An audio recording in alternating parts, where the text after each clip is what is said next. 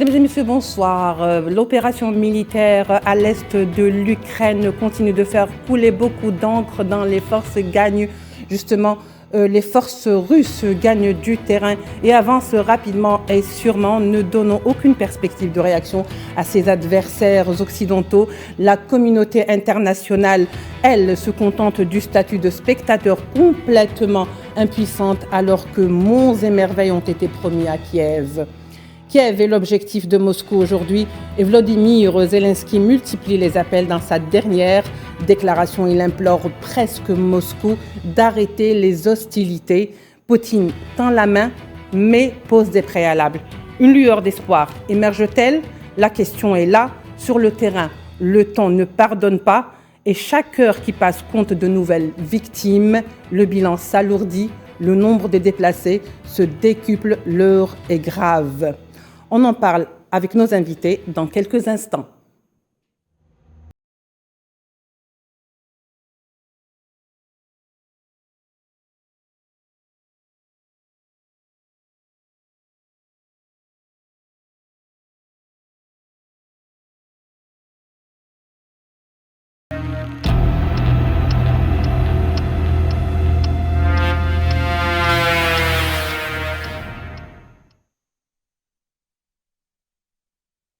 Mesdames et messieurs, bonsoir et merci de nous rejoindre pour un nouveau numéro spécial Ukraine pour en parler et débattre avec nous. Ce soir, présent sur le plateau, Abdelhak Mekki, politologue algérien. Monsieur Abdelhak Mekki, bonsoir. Bonsoir, madame. Et Gamel Abouna, journaliste et analyste géopolitique. Il est déjà avec nous par Skype. Monsieur Abouna, bonsoir. Bonsoir, merci pour l'invitation. Merci d'avoir répondu à l'invitation. Alors pour commencer, comme je le disais donc dans l'introduction, hier Poutine a fait une déclaration brûlante, voire même directe à l'encontre de ses détracteurs. Il appelle les Ukrainiens à, je cite, dénazifier l'Ukraine et à se débarrasser des drogués. On l'écoute et on revient juste après.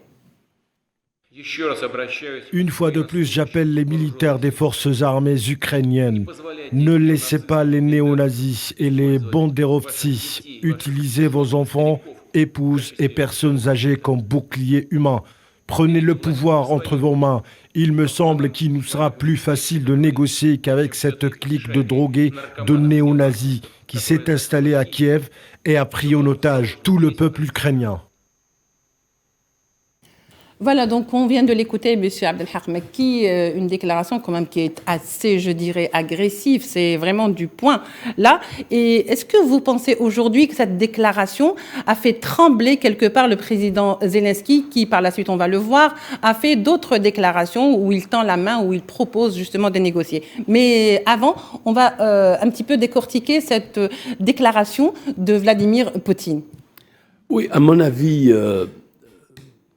Enfin, de traiter des institutions d'un pays, même si M. Poutine doit avoir certainement des informations plus précises, de nazis, on se demande de quelle façon sont-ils des nazis, c'est-à-dire est-ce que le fait d'avoir eu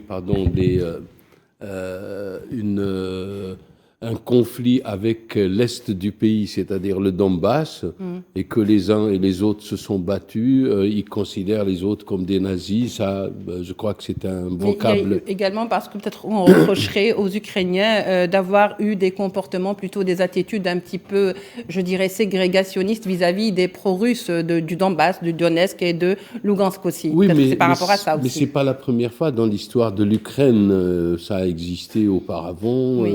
Puisque, en fait, si vous voulez, en Ukraine, il y a 3 grandes communautés. Une communauté slave, ce qu'on appelle les Ukrainiens. Oui. Une communauté russe, précisément, puisque l'Ukraine a toujours fait partie de la Russie. Absolument. Depuis le temps des tsars. Oui. Et qu'avec l'Union soviétique, donc elle a été toujours russe. Et que les musulmans occupent la Crimée depuis toujours. Oui. Donc, ça correspondait à la théorie de l'Union soviétique, des bolcheviks à l'époque, de faire un melting pot et en même temps construire une nation nouvelle.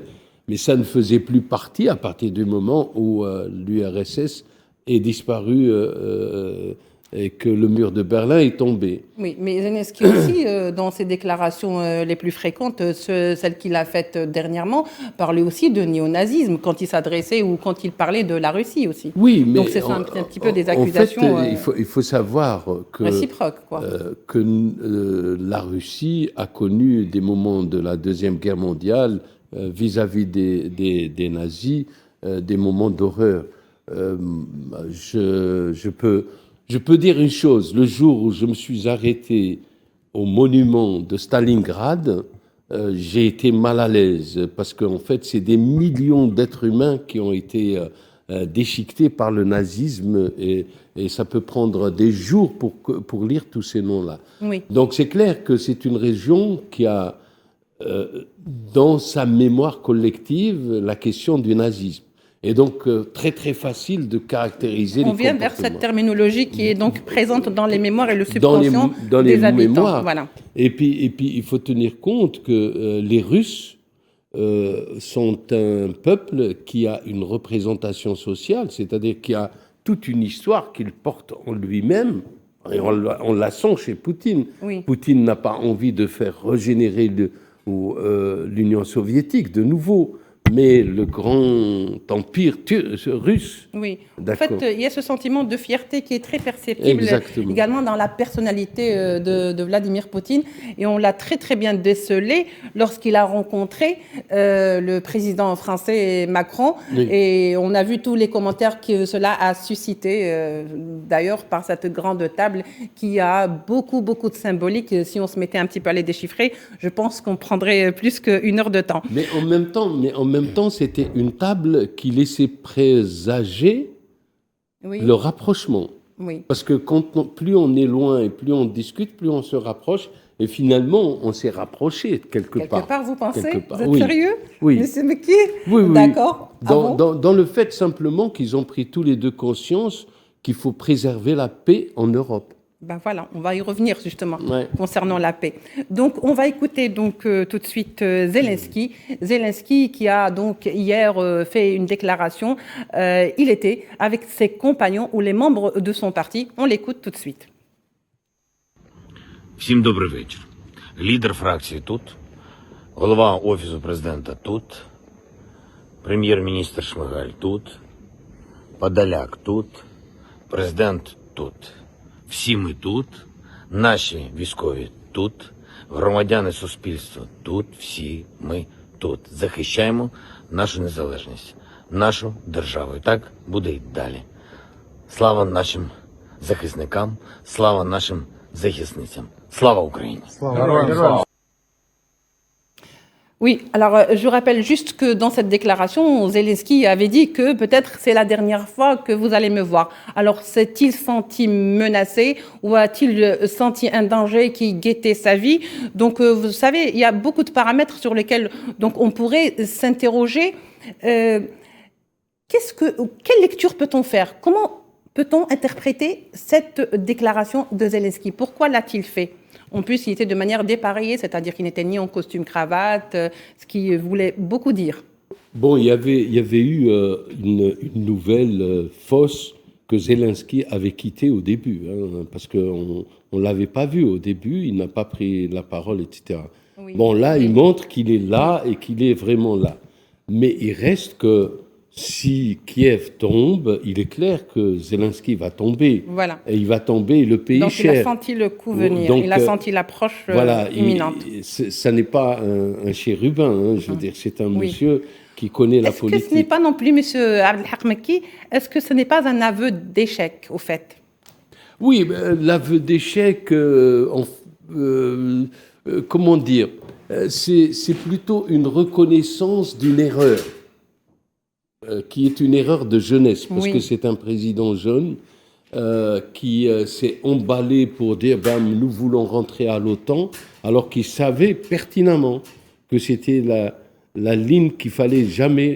Mais a-t-on le droit de jouer du sort de tout un pays et ensuite prétexter du seul prétexte justement que celui de la jeunesse? Écoutez, la jeunesse a un défaut, c'est qu'elle manque de sagesse très souvent. Oui, Et elle est, parfois. elle est un peu agitée aux événements, etc. Oui, oui. Bon, mais là, on le voit, la sagesse commence à lui revenir par le fait qu'en disant je suis là avec toute mon équipe, etc. Et par le fait qu'il vient de reconnaître, vous le savez, vous Oui, et très moi, bien. Oui. on l'a vu auparavant, aujourd'hui même, qui propose une négociation pour la paix. On va y venir. Alors, puisque on parle de sagesse et que Monsieur donc Abdelhak Mekki dit que la sagesse lui revient et on l'espère, en tous les cas on l'a senti. Monsieur Gamel Abouna, qu'est-ce que vous en pensez? Est-ce que réellement la sagesse lui revient ou est-ce que c'est un aveu d'échec ou avez-vous une autre lecture de cette déclaration? Déjà, pour commencer, pour introduire le propos, vous parliez à l'instant du passé russe en Ukraine et de tout le monde qui s'invective en se traitant de nazi. Les Russes ont un très mauvais souvenir de l'Ukraine quand elle a basculé du côté nazi, puisque à l'époque, il y avait le commissariat du Reich qui était installé.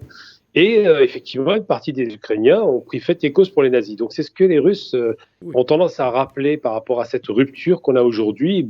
Beaucoup font le parallèle avec la Seconde Guerre mondiale, mais en vérité, le parallèle, si on veut en avoir un, c'est bien un parallèle territorial avec des minorités russophones, ou russes tout simplement, aux frontières qui ont été menacées pendant 8 ans après les accords de Minsk.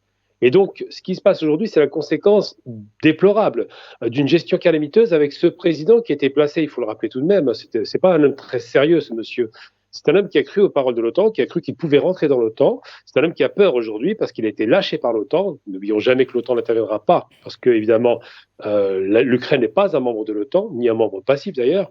Et surtout, il a été lâché. Et c'est un ancien comique. Hein. Il y a encore 2 ou 3 ans, il faisait de la scène à la télévision. C'est pas un homme politique du tout. C'est pas sa jeunesse qui pose problème en substance, même si la jeunesse peut avoir beaucoup de défauts. Ce qui pose, parce que M. Macron est jeune aussi.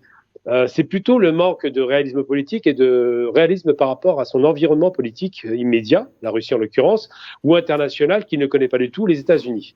Oui. Il a eu tendance à s'imaginer et s'emballer en pensant avec ces coups de semonce verbaux qui avaient été proférés par Biden que, soi-disant, l'Ukraine ne serait pas attaquée, que le risque était limité. Aujourd'hui, c'est la panique à bord. Alors, quand il sort à l'extérieur avec ses ministres, on sent bien que c'est pratiquement un gamin qui a été pris la main dans le sac et qui ne sait plus quoi faire, qui propose à la fois une résistance de sa population, et on voit bien qu'il n'y a pas tellement de combat finalement, les images ne plaident pas en faveur de ce qu'il prétend être une résistance, et de l'autre côté, une panique généralisée parce que l'OTAN a bien dit qu'elle resterait l'arme au pied. Elle n'interviendrait pas si ce n'est de renforcer les frontières de l'OTAN. Donc en gros, il ne se passera rien. Oui. Alors vous avez lancé, M. Abouna, pardon, économique, oui, de vous interrompre avant de passer au volet économique parce qu'on y reviendra effectivement. Mais vous avez dit quand même une phrase aujourd'hui, c'est que est-ce que vous avez dit qu'il a été lâché. Au fait, c'est ça le sentiment qui est perceptible quand on voit les déclarations successives de Zelensky. On a le sentiment il le fait voir, même dans son physique, qu'il a été lâché finalement. C'est ça le mot. Est-ce qu'on a le sentiment qu'il est trahi ? Et la question qui revient, est-ce qu'il est revenu vers la raison? Parce que vraiment, on sent toute sa peine. Et il se rapproche aujourd'hui, on voit très très bien qu'il se rapproche de la Russie. Alors, il appelle quelque part au secours, puisqu'il appelle à négocier.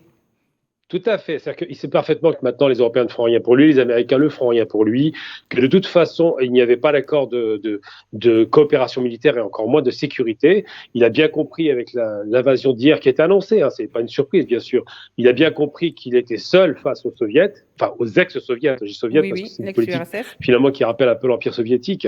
Donc il est seul face à Poutine qui va jusqu'au bout lorsqu'il s'engage dans un bras de fer, ne le lâchera pas, on l'a bien vu dans le sud de la Russie, à l'époque où la Géorgie ou encore l'Abkhazie, enfin il y a plusieurs régions séparatistes qui étaient en train de se manifester, il est intervenu violemment. On se souvient évidemment de Grozny et de la Tchétchénie qui a fini avec 300 000 morts. Donc effectivement, il sait parfaitement le sort qu'il attend, mais pire encore pour lui, et c'est là où ça devient intéressant, c'est que ça rappelle quelquefois par certains abords la Seconde Guerre mondiale pour l'Allemagne par rapport aux Sudètes, la région des Sudètes qui était donc région frontalière de l'Allemagne et qui appartenait à la Tchécoslovaquie, que les Allemands ont récupéré dans un premier temps par une négociation et dans un second temps par la force. en envahissant la totalité du territoire. Eh bien, ça rappelle un peu ça. La région des Sudètes, finalement, de l'Ukraine, ce serait les régions du Donbass, qui ont été souvent d'ailleurs bombardées, il ne faut pas l'oublier, hein. Souvent un enjeu par rapport aux néo-nazis qui existaient dans la région, on les a vus, ils se sont manifestés violemment.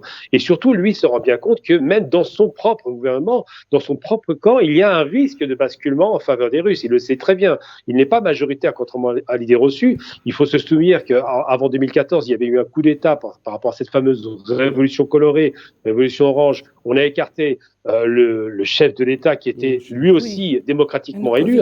Souvenons-nous de cela, c'est important. Et donc, à l'époque, il était écarté par la force. Et aujourd'hui, c'est le même scénario qui se reproduit, mais à l'inverse. Cette fois-ci, c'est plus en faveur de l'Occident, mais plutôt en faveur du bloc russe. Excusez-moi pour le terme, c'est un lapsus. Et en substance, effectivement, il est en panique parce qu'il sait très bien que même dans son camp, il risque d'être soit démis de fonction ou abattu. Tout peut arriver. Oui, donc, il négocie. Oui, on va l'écouter d'ailleurs dans sa dernière déclaration où il implore presque Moscou d'arrêter les hostilités. On va le voir. La Russie devra nous parler tôt ou tard. Parler de la façon de mettre fin au combat et d'arrêter cette invasion.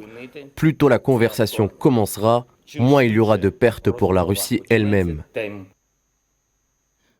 Voilà, on le voit. D'ailleurs, il y a l'image qui est très disante parce qu'on voit un homme complètement fatigué, déconstruit, je dirais complètement décomposé. Et en plus, c'est suivi par le verbe. Donc, il fait, si vous voulez, il exhorte. Mais a-t-il vraiment les moyens d'exhorter? Au fait, on a l'impression qu'il implore carrément Moscou d'arrêter les hostilités. Il leur demande, il les invite à négocier. Et il se dit même prêt à accepter la neutralité, celle qui a été acceptée par les fédérations, les ex-fédérations, donc les républiques fédérales donc russes. Lui, maintenant, il accepte ce fait accompli. Au fait, c'est une reddition, quelque part.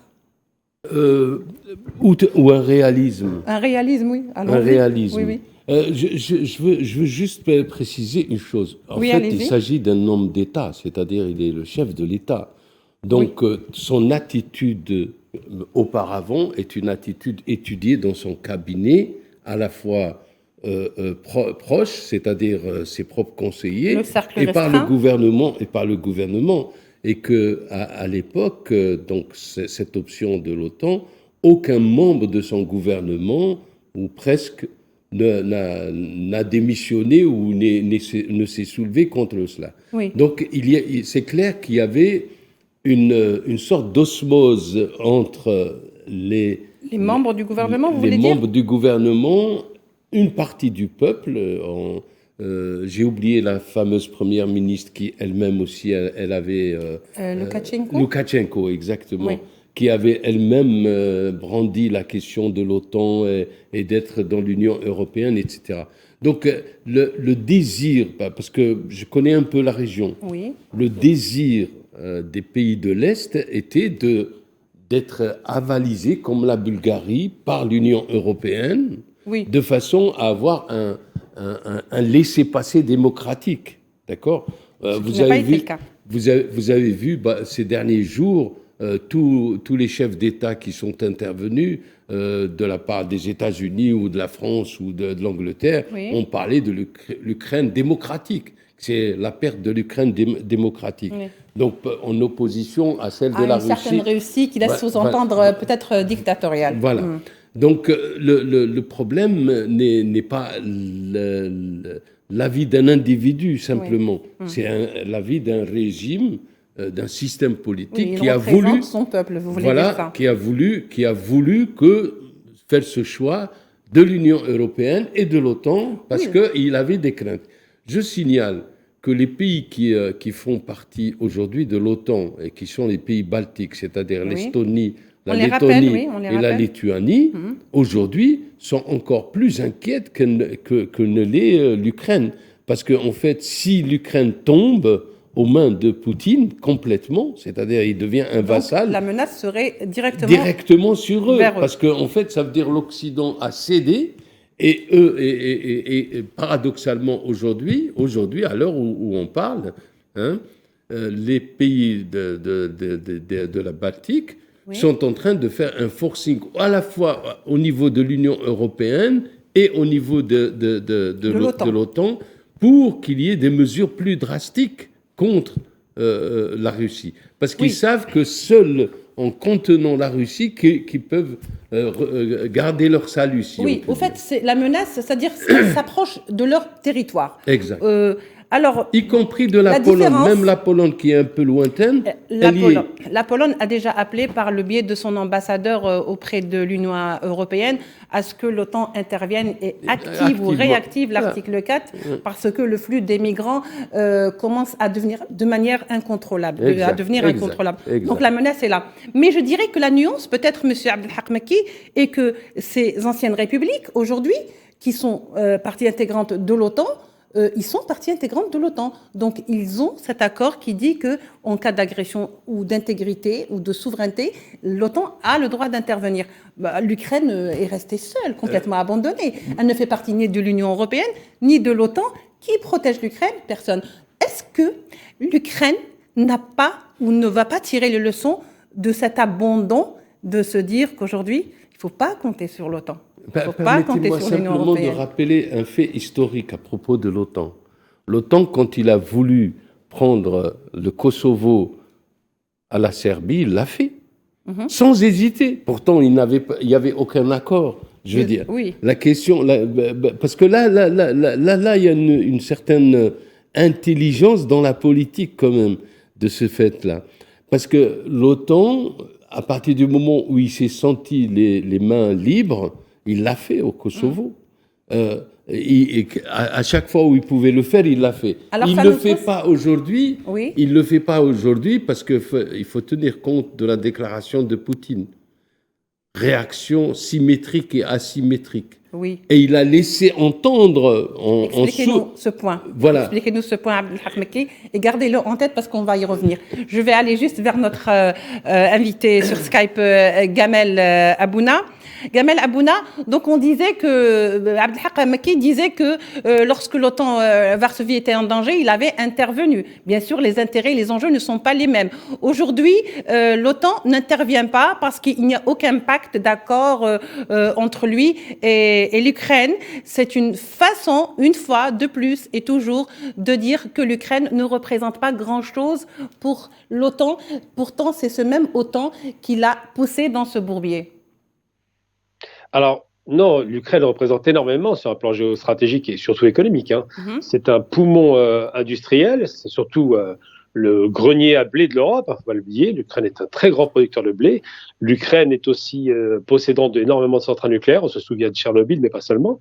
Mais il ne faut pas perdre de vue deux choses. L'Ukraine, c'est un petit peu, comme je le disais tout à l'heure, la Bohème-Moravie de l'Allemagne. Comme je veux dire par là, c'est qu'on l'a sacrifié parce qu'on a poussé à la faute et finalement, les Ukrainiens se retrouvent seuls parce que, évidemment, ça reste, et quoi qu'on en dise, des peuples de langue slave, des peuples slaves. Donc, c'est une affaire quasiment de la part des Russes, c'est le sentiment qu'ils ont, une affaire interne.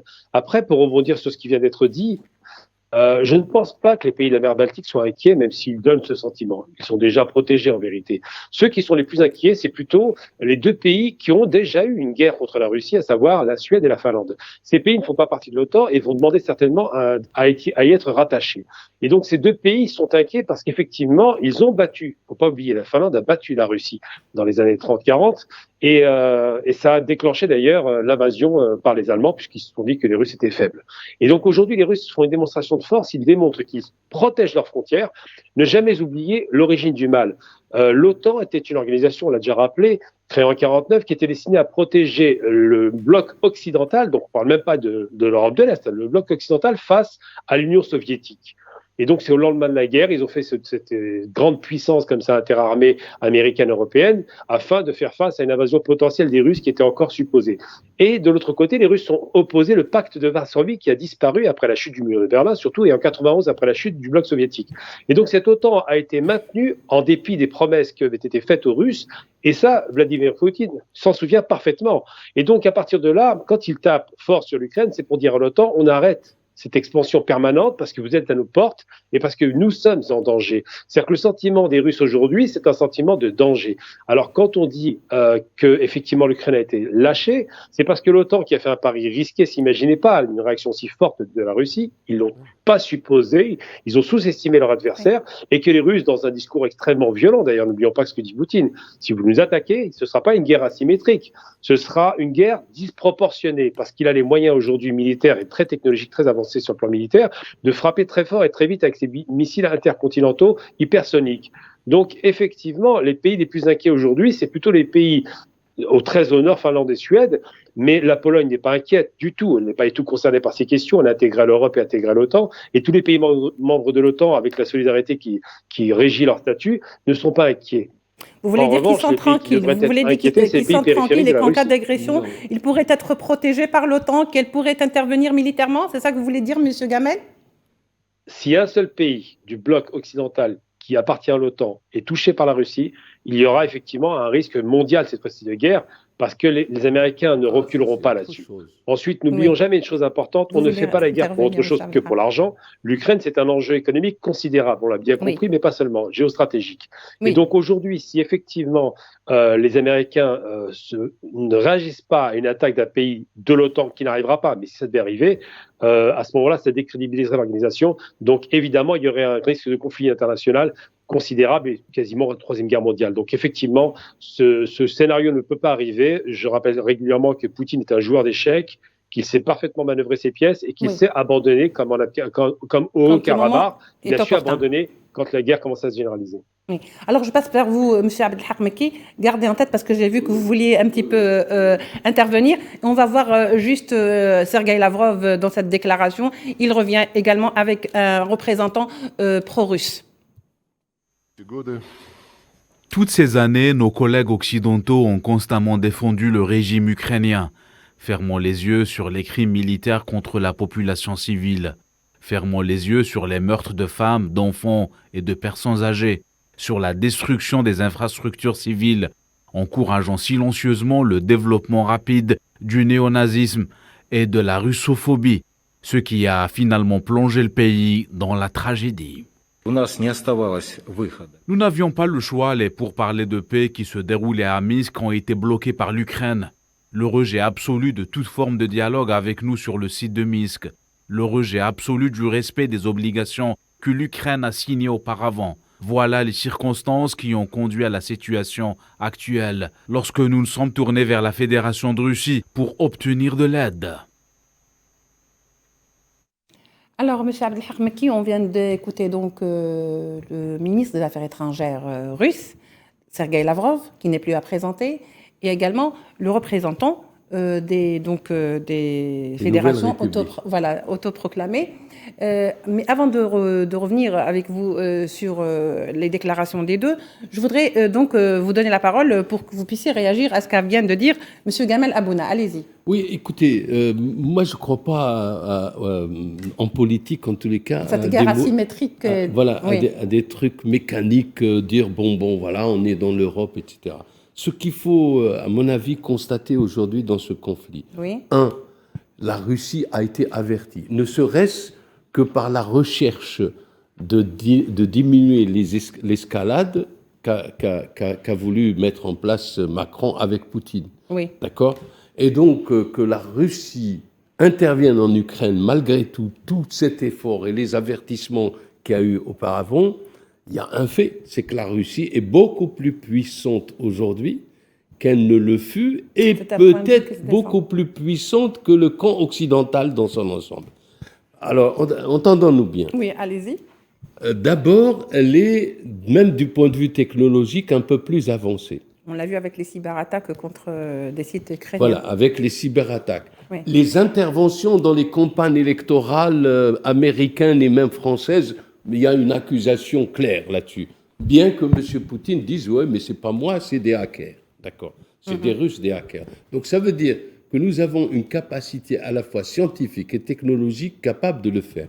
Et moi, j'ai été étonné parce que hier, les 40 scientifiques russes ont publié un communiqué demandant le retour de la paix en Ukraine.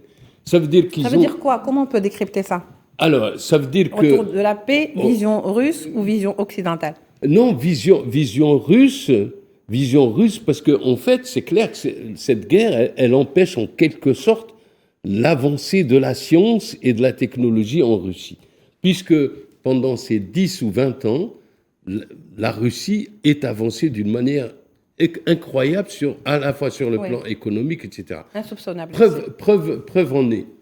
Comment on peut savoir qu'aujourd'hui, comment a-t-il fait Poutine pour réunir 600 milliards dans les circuits financiers russes et 200 milliards en tant que réserve de change. On peut dire qu'il s'est bien préparé pour son émergence. Donc, il s'est préparé et c'est ce qui explique la tendresse ou en tous les cas la faiblesse de la réaction de l'Union européenne et de l'OTAN. Non, de l'Union européenne, de l'OTAN et des États-Unis. Oui. Et cette faiblesse-là, elle est où? Elle est dans le fait qu'aujourd'hui, la Russie, avec son potentiel, est capable de faire plus de mal avec ses... Je rentre dans la question de la symétrie et de la symétrie. Disproportionnelle. Donc, c'est proportionnellement, elle va faire plus mal que les sanctions européennes ou les sanctions américaines. Voilà. Elle a le gaz, elle a l'argent déjà disponible dont je parlais, d'accord ? Oui. Elle a les hackers et tout le monde craint aujourd'hui. En fait, elle a tous les moyens technologiques, financiers, militaires et même tous les diplomatiques avec un chef qui la représente très bien. Elle nous a montré avec le S500, avec le S500 et avec le Sukhoi 21, etc. Oui. On n'a pas vu encore l'Occident nous faire la même démonstration des appareils d'une très grande efficacité. Qui obnubile beaucoup de pays, d'ailleurs, de ce point de vue-là. Voilà. Donc, il faut faire attention dans l'analyse. L'analyse, c'est clair. C'est-à-dire rester prudent. L'Union européenne, elle est faible par sa prudence dans ses sanctions. Oui. Les États-Unis, par leur prudence, ils ont demandé à ce qu'il y ait un embargo sur le Nord Stream. Au fait, parce qu'ils savent très bien que dans cet embargo ou dans ces sanctions, peut-être que les premiers qui vont vraiment en payer les conséquences seront eux. C'est l'Europe, directement ou indirectement, d'une manière ou d'une autre. Mais les États-Unis aussi. Bien sûr, puisque tout à fait. Les États-Unis on en parlait déjà dans nos émissions. Voilà, les États-Unis sont un peu en déconfiture. Voilà. Et tout le monde a peur d'un conflit armé avec la Russie aujourd'hui, à mon avis. Se répercuter contre tout le monde. D'ailleurs, une guerre où, si vous voulez, une opération militaire qui a fait beaucoup d'énormes dégâts en l'espace de 3 jours. Nous parlons quand même d'un nombre de victimes assez élevé. Pour l'instant, c'est un bilan provisoire, il faut le dire. Il serait 198 morts. On parle aussi d'un mouvement de déplacés, peut-être le premier du genre, depuis l'indépendance de l'Ukraine. On parle même de 116 000 déplacés, et ce n'est qu'un bilan provisoire parce que tous ces chiffres sont appelés à être revus à la hausse, et nous allons voir cette synthèse signée Souhila Akilal. Emmitouflés dans des vêtements chauds, très tirés par la fatigue et la peur, ils sont des milliers, Ukrainiens et étrangers, à attendre sur le quai pour fuir le pays. Même scène un peu partout, sur les routes, dans les gares et les postes frontières. Abandonnant leur vie et leur foyer, tous veulent partir loin des bombardements. Nous avons eu beaucoup de chance de pouvoir quitter l'Ukraine. Avec l'avant-dernier train qui venait ici, nous avons passé les dernières 16 heures à tout faire pour rejoindre la Pologne. Nous sommes très nombreux et beaucoup vont obtenir le statut de réfugiés. Nous avons la chance d'avoir un logement de prévu et nous sommes très heureux que nos amis polonais soient prêts à aider notre peuple. Nous sommes ici depuis un long moment, peut-être 6 ou 7 heures. C'est fou, c'est un embouteillage fou. Je ne sais pas comment quitter mon pays natal. Au fait, je ne veux pas quitter mon pays, mais à cause des envahisseurs, je dois le quitter le plus vite possible. Nous laissons nos 2 chiens chez un ami en Ukraine parce que nous n'avons pas eu le temps de leur faire un passeport ou d'avoir une permission de sortie. Nous réfléchissons à ce que nous allons faire maintenant. Et je pense que nous irons probablement jusqu'à la ville Wrocław. Là-bas, nous serons plus sereins et nous déciderons de ce que nous pourrons faire ensuite. Dans un tweet, le Haut Commissariat aux réfugiés a annoncé que selon les dernières informations, près de 116 000 personnes ont fui vers les pays voisins depuis le 24 février, principalement vers la Pologne, la Hongrie, la Moldavie, la Slovénie et la Roumanie. Et les chiffres sont en constante augmentation. Vendredi, le secrétaire général des Nations Unies, Antonio Guterres, est lui aussi revenu sur la situation humanitaire en Ukraine. Il a annoncé que le nombre de réfugiés avoisinait déjà les 100 000 le premier jour de l'offensive. Au moins 100 000 Ukrainiens auraient déjà fui leur maison et beaucoup d'entre eux ont rejoint les pays voisins, soulignant la nature régionale de cette crise croissante. Ça ne fait que 3 jours que la Russie a lancé son offensive en Ukraine et le nombre de personnes fuyant le pays risque de croître sensiblement, faisant craindre le pire. Alors on l'a vu, il n'y a pas d'opération militaire sans qu'il y ait des dégâts ou des dommages collatéraux, surtout quand ils sont humains, cela est à déplorer. Nous avons vu que cela a provoqué vraiment un mouvement de déplacés, surtout du côté de l'Ouest. Ils sont tous un petit peu enfuis vers le côté de l'Ouest, c'est-à-dire les régions frontalières avec la Pologne et les Lituanie. Alors aujourd'hui, comme je disais tout à l'heure, il y a l'ambassade qui appelle au secours, l'ambassade polonais, qui dit qu'il faut activer un peu l'article 4 pour prendre en charge tout ce flux migratoire. Alors dites-nous, M. Abdelhak Mekki, aujourd'hui, quelles seraient les répercussions sur le long terme si cette opération militaire venait à durer sur l'aspect humanitaire? Est-ce qu'on va faire face à une capitale qui va être vidée de ses habitants pour faire un petit peu la nuance, ou si vous voulez... pour faire la nuance ou le parallèle avec le fameux film qui est un peu passé sur tous les réseaux sociaux, où le président ukrainien était en train de crier dans la rue dans une capitale complètement vidée de ses habitants. C'est loin d'être drôle, mais sur le long terme, quelles en seraient les conséquences? Et même peut-être sur le court terme, je veux dire, sur les pays de la région. En fait, la mémoire des Ukrainiens comme celle des Russes, elle craint beaucoup la guerre parce qu'ils savent quels sacrifices ont-ils donnés lors de la Deuxième Guerre mondiale. Et je pense qu'effectivement, s'il y a une guerre qui se durcit encore, il y aurait beaucoup de réfugiés, effectivement. Maintenant, est-ce que le monde est capable de faire face ? C'est ça le problème. Crise, voilà. Parce que l'Union européenne, elle est déjà embourbée dans la question de l'immigration et elle n'arrive pas à la résoudre. On l'a vu déjà dernièrement avec la Biélorussie. Voilà.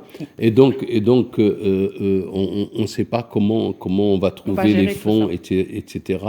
Je voudrais juste aussi faire réagir notre invité sur Skype, Monsieur Gamel Abouna. Alors, pensez-vous que le poids des déplacés peut peser négativement aujourd'hui sur les pays de la région? Oui, mais ça ne durera pas bien longtemps en vérité, parce qu'il faut quand même remarquer plusieurs choses.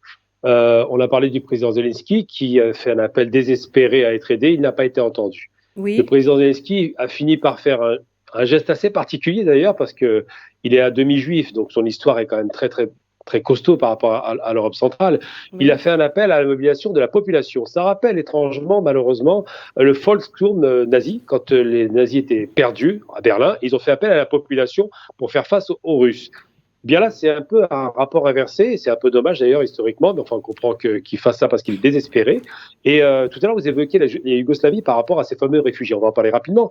Si la Yougoslavie a été mise à mal, c'est parce qu'il y avait un Boris Eltsine qui a laissé faire. Avec Poutine, tout a changé.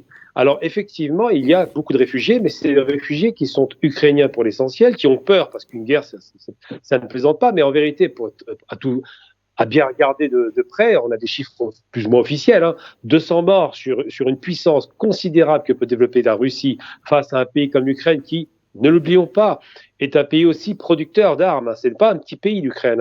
C'est une grande puissance industrielle dans l'armement et n'a pas répondu. On n'a pas vraiment vu de vraies batailles. On n'a pas vu d'avions ukrainiens dans le ciel alors qu'ils en produisent. On n'a pas vu de réaction militaire parce que manifestement, l'armée est restée arme au pied, comme je le disais tout à l'heure. Et donc, oui, la peur des réfugiés est légitime, mais ces réfugiés ne resteront pas longtemps en dehors de chez eux. D'abord parce que le pays n'est pas détruit, on n'a pas bombardé les villes pour commencer. On a essentiellement, je parle des Russes, bombardé tout ce qui était stratégique en termes militaires, mais ils ont fait en sorte de ne pas bombarder les villes pour pas créer une russophobie. Puisque tout à l'heure, le ministre en parlait de russophobie, effectivement, ils ont fait très attention à cela. Ils ne veulent pas s'aliéner la population parce que dans la tête de Poutine, les buts de guerre sont simples. C'est écarter du pouvoir ce qu'il appelle donc des drogués et des néo-nazis. Donc bon, c'est des termes extrêmement virulents aussi, mais ça n'a absolument rien à voir avec la guerre qu'il a pratiquée en Tchétchénie où on a détruit 90% de Grozny. On est sur deux angles différents parce que, quoi qu'on en dise, les Ukrainiens, pour une grande partie, sont russes, d'origine russe ou simplement de tradition slave, donc très proches des Russes. Et l'autre aspect par rapport à ces fameuses guerres dont vous parliez tout à l'heure, asymétriques, la différence monumentale aujourd'hui de la Russie par rapport à l'époque, c'est pas tellement les guerres électroniques, ça tout le monde connaît, tout le monde sait faire. C'est surtout le fait d'avoir des missiles avant-garde, donc les nouveaux missiles hypersoniques Mach 5 qui peuvent frapper les États-Unis très facilement. Oui. Avant, c'était pas le cas avec la guerre des étoiles. Et donc effectivement, on est arrivé à l'époque de la guerre du Kosovo où les États-Unis pouvaient frapper où ils voulaient dans le monde sans être inquiétés. Aujourd'hui, la donne a changé. Je l'ai dit et je le répète souvent, c'est un rideau de fer qui vient de retomber sur le monde avec un bloc reconstitué que j'ai appelé, j'ai utilisé un barbarisme, la Russie, donc la Chine que j'appelle Ruchine tout simplement, pour dire que la Russie et la Chine sont bras dessus, bras dessous, et ont décidé de reprendre leur destin en main et de stopper cette hyperpuissance américaine qui, pendant 30 ans, a fait ce qu'elle voulait quasiment. Donc effectivement, les réfugiés sont partis provisoirement, mais reviendront chez eux parce que leurs maisons sont toujours indemnes, il n'y a pas de problème là-dessus. On l'espère aussi. Je vais faire une transition, je vais revenir un petit peu sur le côté négociation qui a été lancé, donc les dernières nouvelles, et on le sait, il y a eu cet appel de Zelensky qui appelle donc à dialoguer, qui se dit prêt. Moscou répond, le porte-parole donc du président dit que effectivement Moscou est prêt à négocier et à tendre la main, mais est prête même à négocier sur le statut de neutralité, mais à Minsk. Oui, ils ont choisi de négocier à Minsk pour rester dans cette symbolique de Minsk, parce que ce sont les accords de Minsk qui ont été violés, et c'est à Minsk qu'on va renégocier ces accords qui ont été violés avec l'Ukraine. Qu'en dites-vous, monsieur Abdelhamaki ? Je tiens juste à préciser que monsieur Poutine a fait la déclaration d'une rencontre des négociations le premier jour même de l'intervention russe. Oui, il s'est toujours dit prêt à négocier. Il a dit, nous sommes prêts à partir du moment où nous affaibliront le secteur stratégique de l'Ukraine, c'est-à-dire, ça rejoint un peu la question humanitaire, c'est-à-dire la Russie d'emblée, elle a cherché à ne pas bombarder n'importe comment aveuglément, elle a voulu affaiblir la puissance stratégique de l'Ukraine. Je pense qu'elle est arrivée, puisque aujourd'hui, pratiquement, il n'y a pas assez de résistance, en tous les cas, en Ukraine. Oui, d'autant plus. Mais alors, brièvement, M. Abdelhamaki, parce que je voudrais aussi faire intervenir notre invité sur Skype, pour ne pas trop le laisser attendre. Et le fait qu'il ait réagi de cette manière, de dire « je tends quand même la main », parce que l'appel a été fait par Zelensky, qui jusque-là n'a pas répondu favorablement. Alors, la question qui émerge aujourd'hui, ne pouvait-on vraiment pas le faire depuis les débuts ? Alors, tout ça... Pour ça, on aurait pu, ou je dirais, les deux pays auraient pu le faire. Qu'est-ce qui a empêché finalement les deux pays de le faire ? C'est-à-dire aller vers des négociations russo-ukrainiennes, sans parrainage. Finalement, qu'est-ce qui a empêché les deux pays de le faire ? Si ce n'est le fait que peut-être Zelensky pensait qu'il était fort de l'OTAN et fort de l'Union européenne. C'est les encouragements, fort des encouragements de l'OTAN et de l'Union européenne. C'est-à-dire qu'en somme, après, quand on a évalué la situation... Évidemment, les sanctions n'ont pas été à la hauteur. Oui, on les a encouragées, mais on les a aussi jetées en pâture. Moi, je n'arrive pas à voir quelles seraient effectivement, sur le plan russe, les conséquences justement de ces sanctions. Pratiquement rien. Je veux dire, je viens de dire qu'il a déjà ramassé une masse importante du point de vue monétaire. c'est le premier producteur de céréales, etc. Oui, monsieur, juste un petit moment. Donc, je voulais juste le faire intervenir, monsieur Gamel. Donc, on disait qu'aujourd'hui, n'aurait-on pas pu faire cela et épargner toute cette douleur aujourd'hui qui est en train de vivre l'Ukraine, mais également les régions russes frontalières avec l'Ukraine? Alors très rapidement, pour que les téléspectateurs comprennent de quoi on parle, les accords de Minsk qui avaient été signés en Biélorussie, qui est donc un pays allié de la Russie, étaient destinés à mettre fin à la guerre dans le Donbass, donc dans la région de l'Ukraine orientale, dans laquelle il y a une grande minorité russe qui était installée, qui était régulièrement bombardée par des milices. Donc ces accords avaient été signés le 5 septembre 2014 sous le parrainage de l'OSCE tout de même. Donc c'est pas des accords qui ont été arrachés par les Russes, c'est des accords, de vrais accords bipartites qui auraient dû être respectés. Et depuis 8 ans, Vladimir Poutine n'a pas arrêté de dire respecter ces accords, protéger ces populations à l'est parce que sinon nous allons finir par intervenir. Il n'a pas arrêté de mettre en garde. Il a tout fait pour faire en sorte qu'on n'en arrive pas à cette crise, mais en face, non seulement on lui opposait une fin de non-recevoir, les accords n'ont plus été respectés par la partie ukrainienne de la nouvelle direction politique, mais surtout, et c'est le pire, on disait aux Russes, on ne respectera pas ces accords, ces populations ne seront pas protégées, et plus encore, on mettra l'OTAN ici, comme ça on garantit que vous ne pourrez même pas vous-même les protéger. Donc la provocation qu'on ne voit pas dans les médias, on a le sentiment que les Russes sont des fous quand on entend les médias occidentaux, la provocation est claire. Pendant 8 ans, il a rangé son frein, M. Poutine, il a tout fait pour calmer le jeu. Je ne dis pas que ce qui a été fait hier ou avant-hier est positif et que cette tension est positive, mais elle est la conséquence d'une gestion calamiteuse d'accords passés qui, s'ils avaient été respectés, n'aurait pas conduit à une guerre. Et c'est ce qui est le pire et le plus dommage, c'est qu'en vérité, ces morts inutiles aujourd'hui, c'est la conséquence effectivement d'une gestion des États-Unis et de l'Europe qui n'ont pas pris au sérieux la partie russe qui ne plaisantait pas à elle. Oui, alors Gamel Abouna, je vais revenir vers vous. Je voulais un petit peu débattre sur je dirais le fait, les révélations qui ont été faites donc par Der Spiegel, le quotidien allemand, qui disait que des accords, il a révélé des accords qui étaient top secrets et qui disait que finalement il y a eu bel et bien des accords signés entre les Russes et l'OTAN pour dire que l'OTAN n'avait pas le droit de s'élargir vers l'est du pays en contrepartie de l'unification de l'Allemagne. Mais vous voyez, l'impératif du temps ne nous permet pas, donc l'OTAN a démenti. Et je vais directement donc à cette dernière partie de notre émission. Alors la guerre en Ukraine, ou si vous voulez l'offensive en Ukraine, ou si vous voulez des troubles armés en Ukraine, les répercussions sur le monde arabe. Où se situe aujourd'hui le monde arabe? Où se situe aujourd'hui l'Afrique? Bon, on sait que déjà, il y a 3 États arabes qui soutiennent la Russie. La Syrie, vous voulez dire? La Syrie, c'est ça? Oui. La Syrie, les Émirats arabes unis. Et nous. Oui, allez-y, M. Abdelhak, poursuivez votre idée. Et donc, quelle est aujourd'hui... Les répercussions. De quelle manière la première, disons, pour les pays pétroliers déjà, il va y avoir une augmentation des prix. On a vu le prix du baril a atteint les $100 et peut-être pourrait grimper beaucoup plus. Du gaz et du pétrole, donc des hydrocarbures. Les énergies fossiles, disons-le. Mais il y a un risque majeur dans le Moyen-Orient, c'est-à-dire que la confrontation, si elle se tait au niveau ukrainien, elle peut être douloureuse au niveau syrien, puisque les deux forces, l'OTAN, les Occidentaux, le camp occidental et la Russie sont omniprésents tous les deux. Et donc là, il y a un risque de déflagration mondiale. Oui, merci M. Abdelhak Mekki. M. Gamel Abouna, vous êtes toujours là? Toujours. Oui, alors je vous donne réagir, c'est-à-dire que je disais, M. Abdelhak Mekki, aujourd'hui il y a vraiment un conflit en Ukraine, mais quelle est la position du monde arabe, quelle est la position de l'Afrique? On se positionne comment dans cette reconfiguration mondiale? Et je vous demanderai d'être bref, et si vous voulez aussi avoir le dernier mot, si vous pouvez nous dire, parce qu'on va conclure avec vous.